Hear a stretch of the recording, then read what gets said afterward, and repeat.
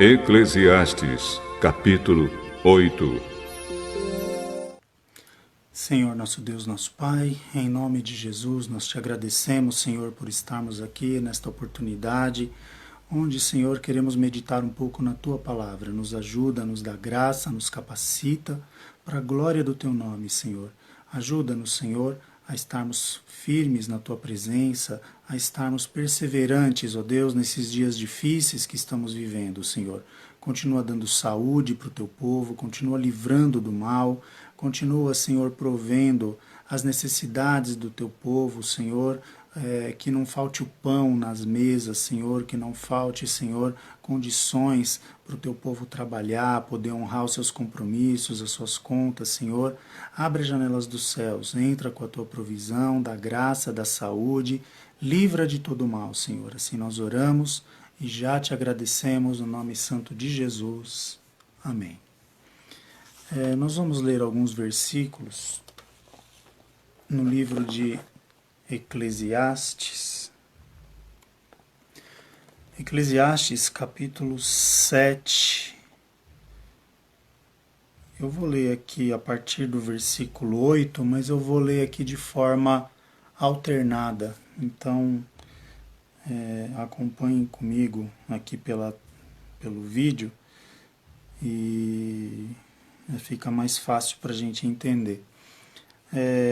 Eclesiastes 7, versículo 8 diz: melhor é o fim das coisas do que o princípio delas, melhor é o longânimo do que o altivo de coração. Agora no versículo 10, nunca digas, porque foram os dias passados melhores do que estes, porque nunca com sabedoria isso perguntarias. E agora o versículo 14. No dia da prosperidade goza do bem, mas no dia da adversidade considera, porque também Deus fez este em oposição àquele, para que o homem nada ache que tenha de vir depois dele. Amém? Paz do Senhor, Renatinho, paz do Senhor, Aleteia. Então nós vemos aqui uns versículos no livro de Eclesiastes. O livro de Eclesiastes, para quem não sabe, acredito que a maioria saiba, é um livro de sabedoria, não é? E por ser um livro de sabedoria, ele foi escrito com a inspiração de Deus, é claro, por um homem chamado Salomão, um homem que foi muito sábio, né? Um homem que recebeu a sabedoria de Deus como um dom. E Salomão ele pôde provar as riquezas dessa vida, teve tudo que o dinheiro podia comprar na sua época, e ele chega a uma conclusão que tudo é vaidade, que tudo é vaidade, que o que se aproveita na verdade é aquilo que fazemos, né, ao próximo, quem somos diante de Deus. E dentro desse conceito de sabedoria, nós lemos esses versículos que a princípio até nos soa um pouco estranho, né? Porque diz, melhor é o fim das coisas do que o princípio delas, melhor é o longânimo do que o altivo do coração. Muitas vezes a impressão que a gente tem é que o bom é o começo, mas aqui está dizendo que o melhor é o fim.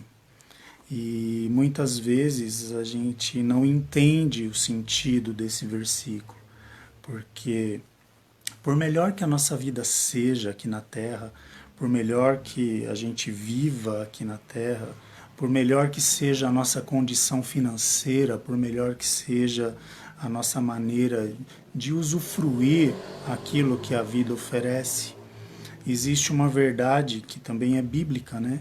Que diz que nu nós saímos do ventre da nossa mãe e que nu também nós voltaremos para lá, não é?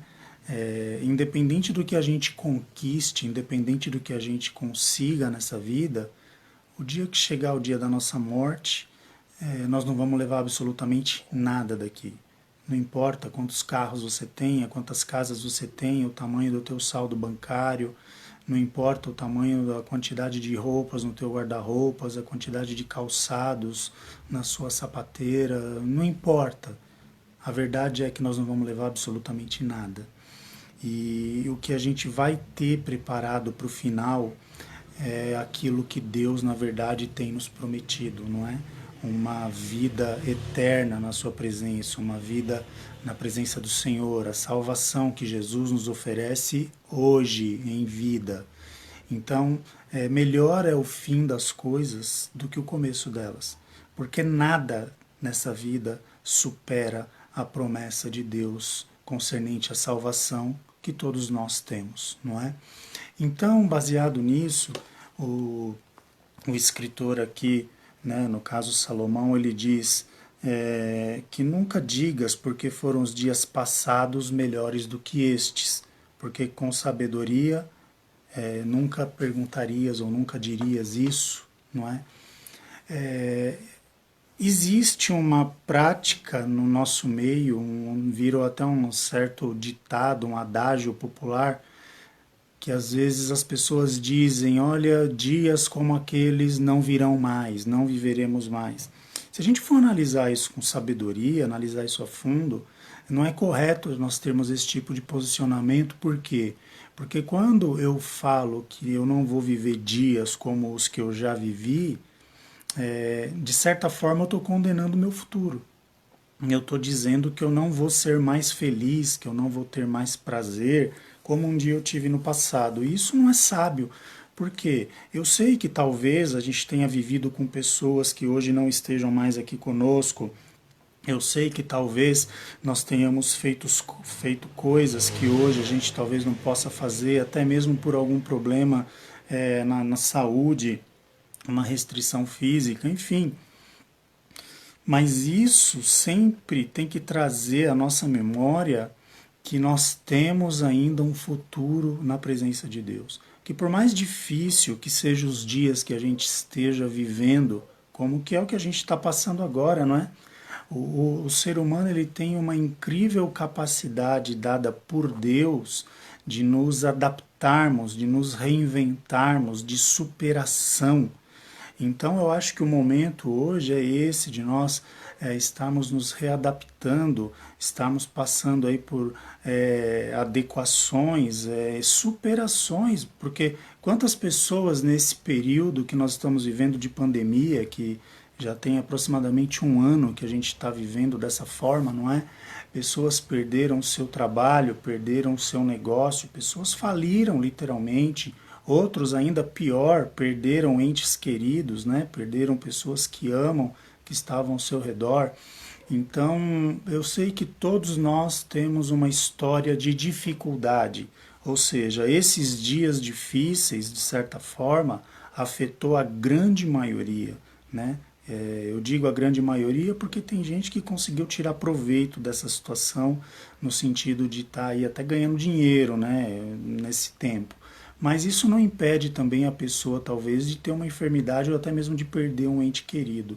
Então, de uma maneira, num consenso geral, esse tempo tem sido tempo difícil para todos, não é? Mas a recomendação bíblica para nós é que nós devemos trazer à memória aquilo que nos dá esperança. Ou seja, a nossa fé tem que estar no Senhor. Nós precisamos crer que Deus ele tem o controle absoluto de todas as coisas. Mesmo que estejamos vivendo dias difíceis, como eu acabei de dizer, Deus ele está no controle de tudo. E uma única palavra de Deus pode mudar tudo. Quando Deus disser basta, ele não vai precisar dizer duas vezes. Ah, mas por que Deus então não disse ainda? Eu não sei. Porque quem somos nós para questionarmos os propósitos de Deus ou as permissões de Deus, não é? O importante é a gente tentar tirar proveito da situação. O que essa situação tende a nos ensinar? O que essa situação tende a nos fazer valorizar a vida, os que estão à nossa volta, aquilo que temos? Porque infelizmente, outro dia ainda falava na igreja, o ser humano ele tem um defeito muito grave, que é ele valorizar as coisas quando perde, não é? Muitas vezes aquilo que a gente tem para nós acaba sendo normal, faz parte da nossa rotina, faz parte do nosso dia a dia, da nossa vida, mas quando perdemos é que nós damos o real valor para aquilo. Poxa, aquilo lá está me fazendo tanta falta, seja um bem, seja um objeto, ou até mesmo seja alguém, uma pessoa, né? E então nós precisamos aprender a valorizar aquilo que está à nossa volta, que primeiro a nossa família, as pessoas que convivem conosco, o nosso trabalho, aquilo que a gente tem. Então é tempo de nós refletirmos naquilo que nos dá esperança, não é? Perdas, eu creio que todos tiveram, não é? Eu mesmo, como acho que a maioria sabe, passei por um momento difícil com essa doença, com o Covid. Passei Natal, Ano Novo no hospital. Estou com sequela ainda até agora, já faz 3 meses. Meu pulmão ainda não está restabelecido. Estou com diversos cistos no pulmão, com problema na voz, ainda com um pouco de cansaço. 3 meses depois.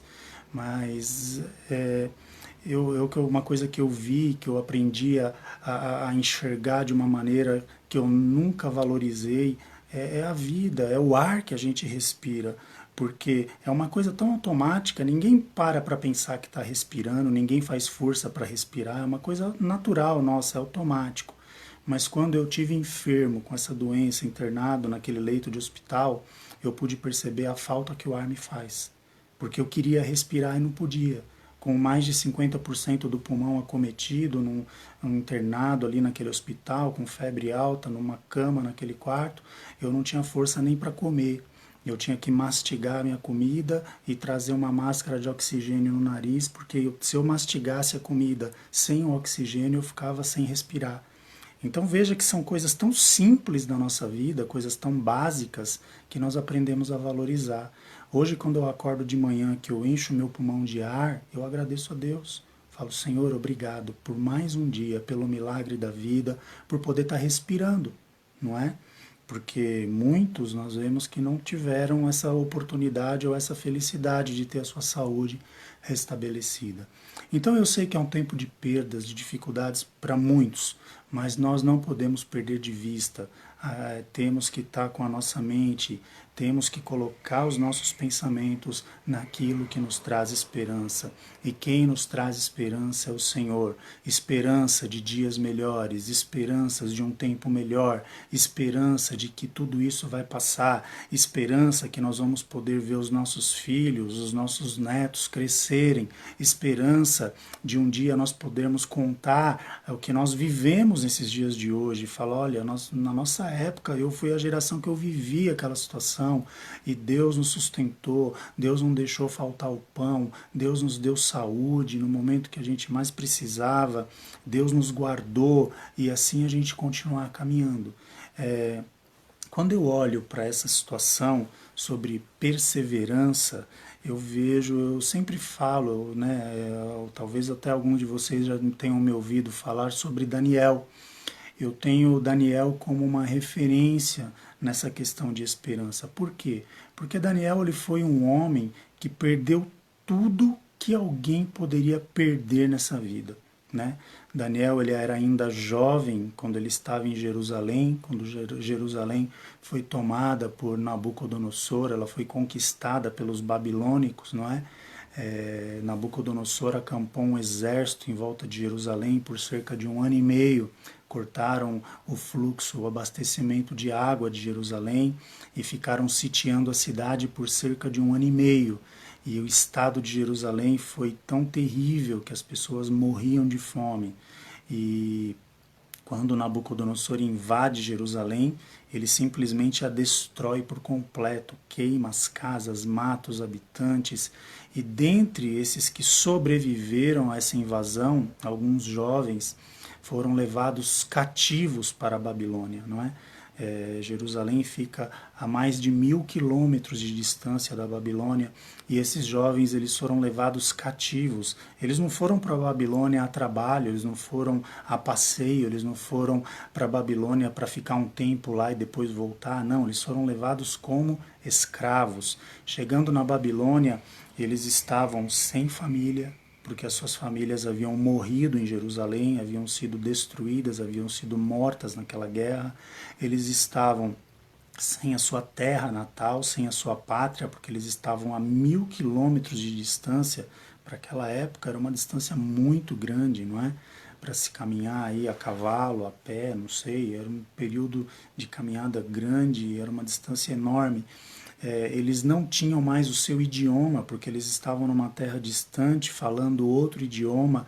Eles não tinham mais o seu culto a Deus, porque a Babilônia cultuava deuses pagãos, não cultuava o mesmo Deus de Israel.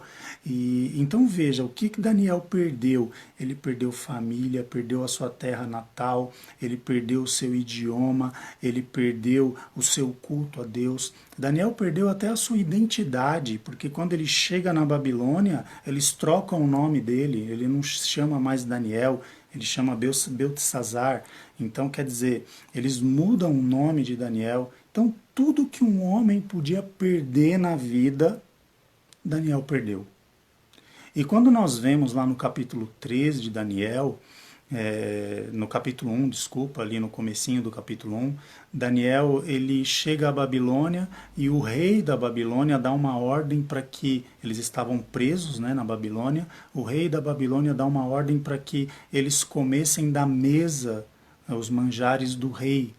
E é oferecido para Daniel e mais alguns jovens o alimento ali que o rei consumia. Talvez alguém poderia até pensar, poxa, pelo menos isso, né? Depois de perder tanta coisa, depois de tanto sofrimento, de tanta desgraça, numa situação terrível, quase impossível de suportar, pelo menos ele vai ter uma boa refeição, uma boa alimentação. Mas sabe o que Daniel fez? Ele não perdeu a esperança no Senhor. Ainda que ele não tivesse mais a liberdade de cultuar a Deus com seus irmãos, como ele era acostumado a fazer em Jerusalém, ainda que ele não tivesse mais o seu idioma, ainda que ele não tivesse mais os seus pais junto dele, ainda que ele não tivesse mais a sua terra natal, ali onde ele podia estar no templo adorando a Deus com liberdade, agora numa situação de escravidão, cativo, preso, né? Ele ainda retém a esperança de que Deus podia fazer algo por ele. E ele assenta no coração um propósito de não se contaminar com os manjares do rei. O que isso significa? Daniel rejeitou, juntamente com aqueles outros jovens que estavam com ele, de se alimentar a comida que vinha da mesa do rei, porque essa comida ela era oferecida ou consagrada a ídolos pagãos. E Daniel ele pede ao carcereiro da prisão que o alimentasse com legumes. O carcereiro, a princípio, teme, né, por essa situação, porque, como foi uma ordem do rei, ele falou, não, se o rei descobrir que eu não estou dando a comida que vem para cá, para vocês, e estou dando legumes, é a minha vida que vai estar em jogo. E Daniel falou, não, faz um teste. Espera aí 10 dias a gente comendo legumes. Se a nossa aparência não for boa, você pode trazer a comida do rei que a gente come. Mas se a gente tiver com uma aparência saudável, uma aparência boa, aí você mantém a gente com os legumes. E o carcereiro concordou com a ideia de Daniel e assim o fez. E depois de 10 dias ele constatou que Daniel e os seus amigos que estavam ali presos, né, estavam com uma aparência melhor do que quando eles entraram na cadeia. Então ele continuou ali o alimentando com legumes. Quer dizer, o que tem a ver a questão do legumes, a comida do rei? Em termos de dieta, talvez não tenha nem muita importância, mas o que vale nessa história toda é a fidelidade, é a esperança, é não deixar de crer, não deixar de acreditar que ainda lá no meio das cinzas, ainda lá no fundo do poço, Deus é poderoso para ouvir, Deus é poderoso para agir e Deus é poderoso para fazer algo diferente nas nossas vidas. Ainda que sejam dias difíceis como os dias de hoje, ainda que sejam dias de sofrimento, pessoas morrendo todos os dias, aos milhares, mas Deus ainda é poderoso para fazer algo tremendo nas nossas vidas. Deus, Ele tem nos guardado no meio dessa tragédia toda. Deus não tem deixado faltar provisão nas nossas mesas. Deus tem nos contemplado, Deus tem nos dado saúde. Ainda que a gente tenha passado por situação de dificuldade, nós podemos glorificar o nome dEle até mesmo nessa situação, né? Porque a palavra do Senhor diz: eis que vereis a diferença entre o justo e o ímpio, entre aquele que serve e aquele que não serve a Deus. Então, às vezes nós questionamos: Senhor, por que que isso acontece conosco? Por que que nos sobrevém tal coisa? Por que que passamos por tal situação? É porque em tudo nós podemos glorificar o nome do Senhor quando nós mantemos a nossa fidelidade a Deus. E foi o caso de Daniel. Depois de tudo isso que Daniel fez, desse propósito de ser fiel a Deus, de continuar ali com o seu compromisso com Deus, Daniel ele começa a ser destacado no meio daqueles jovens pela sabedoria que Deus lhe deu. Daniel ele era um homem que tinha uma sabedoria fantástica, ele tinha discernimento de Deus para a interpretação de sonhos, ele tinha revelação de Deus em coisas que ninguém mais conseguia entender. Deus mostrava para Daniel e revelava o sentido daquilo para ele, e Daniel ele foi se destacando até um dia que ele interpreta um sonho do rei, e o rei o coloca ali como um dos seus principais conselheiros ali no reino da Babilônia. Daniel se sobressai no reino da Babilônia, depois ali vem o reino Medo-Persa. Daniel ele se sobressai no reino Medo-Persa como um dos homens mais sábios do reino.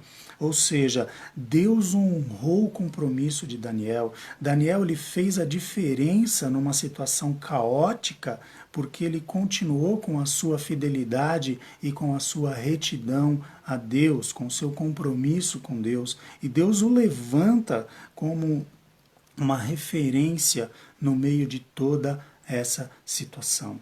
Então hoje, quando as pessoas olharem para nós, o que elas vão enxergar? Elas vão ver mais um desanimado, mais um sem esperança, mais um que se lamenta, mais um que reclama de tudo, ou alguém que transmite esperança? Porque a esperança ela é contagiosa, pode prestar atenção.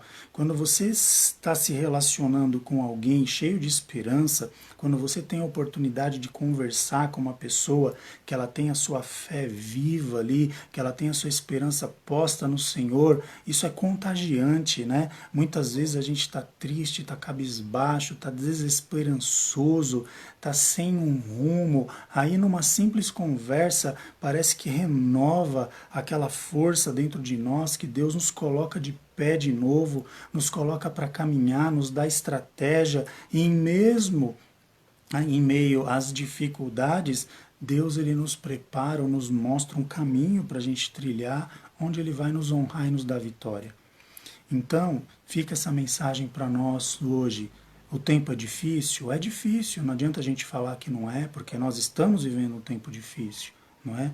Novamente se agrava aí na pandemia, tantas pessoas morrendo, essas variantes do vírus cada vez mais infecciosas, ou seja, é tempo difícil, é tempo de medo, é tempo de incerteza, assim, no geral, uma incerteza coletiva, não é? Mas o mais importante é nós termos em mente que o nosso Deus, Ele está no controle de todas as coisas, que o nosso Deus é aquele que tem cuidado de nós e Ele vai continuar cuidando, Ele vai continuar nos guardando. E ainda que a gente possa experimentar uma situação difícil, nós temos uma promessa lá no final. O final vai ser melhor do que o começo, porque o meu fim, o teu fim, daqueles que creem em Jesus como Senhor e Salvador, é um fim na eternidade, na presença do Senhor. É um fim para nós aqui, mas é um começo de uma nova vida que vai se estender por toda a eternidade. E essa vida está disponível para todos. Não é privilégio de ninguém. Está disponível para todo aquele que crê no Senhor Jesus como seu Senhor, como seu Salvador. Amém? Que Deus abençoe, que o Espírito de Deus possa continuar falando melhor aos corações nesse tempo difícil. Vamos estar orando uns pelos outros, vamos fazer a nossa parte de estar nos cuidando também. É importante a gente ter prudência, é importante a gente vigiar. A Bíblia primeiro manda vigiar, depois orar, não é? É importante esse momento de nós nos reservarmos nas nossas casas na medida do possível.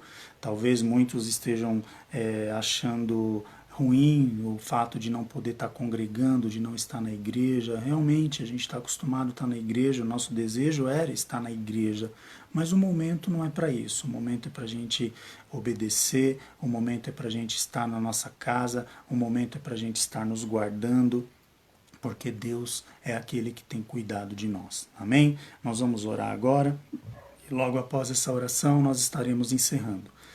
Senhor, nosso Deus, nosso Pai, em nome de Jesus, nós somos gratos a Ti por tudo, Senhor. Somos gratos a Ti porque a Tua boa mão de poder tem estado sobre as nossas vidas, nos guardando, nos livrando do mal. Somos gratos a Ti porque em meio a toda essa dificuldade, o Senhor tem nos preservado, Senhor, com vida, com saúde. O Senhor é aquele que não tem deixado faltar o alimento, Senhor, a provisão nos nossos lares. O Senhor é aquele que tem cuidado de nós. Continua, Senhor, com a Tua mão de poder estendida ao nosso favor. Senhor, aviva, Senhor, a nossa fé a cada dia, enche-nos de esperança pelo Teu Espírito Santo, sabendo, Senhor, que esses dias eles irão passar, que o Senhor está no controle de todas as coisas e que em breve, Senhor, nós estaremos, Senhor, oh Deus, glorificando a Ti pelo grande livramento que o Senhor tem concedido a todos nós. Continua abençoando o Teu povo, a Tua igreja, continua dando saúde para todos aqueles que nos ouvem, Senhor, para todos aqueles que ainda estarão vendo essa transmissão posteriormente, que o Senhor possa abençoar, que a Tua bênção seja extensiva a todos, Senhor. Continua conosco, nos dando uma noite na Tua paz. Assim nós oramos e já Te agradecemos no nome santo de Jesus. Amém. Deus abençoe a todos. Nós estaremos, se o Senhor permitir, novamente no domingo, a partir das 19 horas, fazendo mais uma transmissão para todos. Amém? Deus abençoe e uma ótima noite a todos.